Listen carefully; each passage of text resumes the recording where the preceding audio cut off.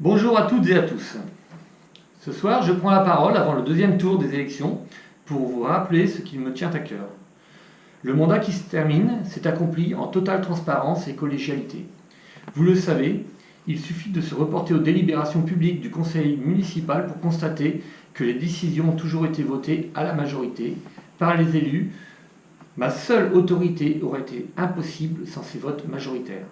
Ceux qui disent le contraire travestissent la vérité pour des raisons qui n'ont rien à voir avec l'intérêt public.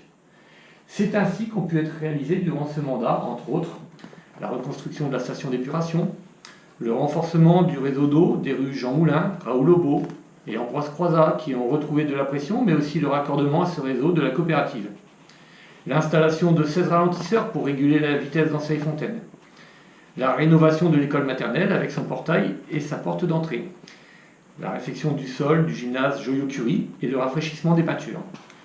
Le rachat de l'ancienne pharmacie et sa transformation en épicerie de proximité.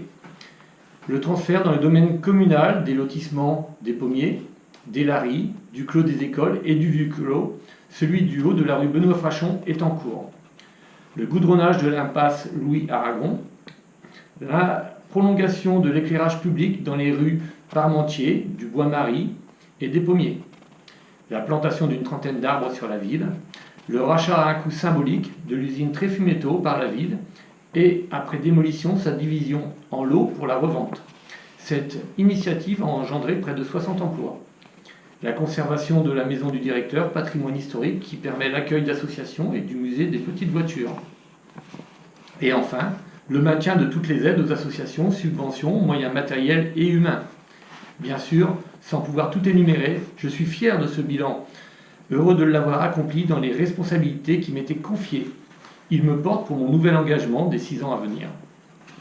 D'ores et déjà, vous le savez, mon programme, aux côtés d'une nouvelle équipe motivée, comprend pour l'essentiel, et dans les limites budgétaires, la résidence des seniors, le projet écologique de la ferme photovoltaïque dont la finalité est indiscutable, une optimisation des services municipaux, la modernisation de la communication, le partenariat confirmé avec la gendarmerie pour lutter contre les incivilités et bien sûr l'abaissement du prix de l'eau grâce au soutien d'ores et déjà acquis de la communauté de communes du Vexin normand.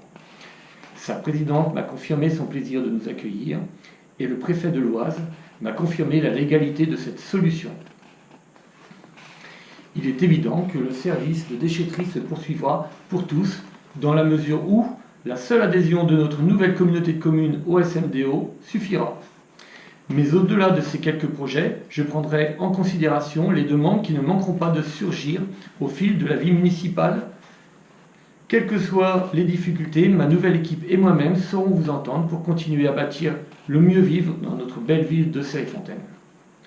Nous nous retrouverons le dimanche 28 juin pour ce deuxième tour qui s'organise dans les conditions voulues de sécurité contre le Covid-19. D'ici là, prenez soin de vous et à bientôt.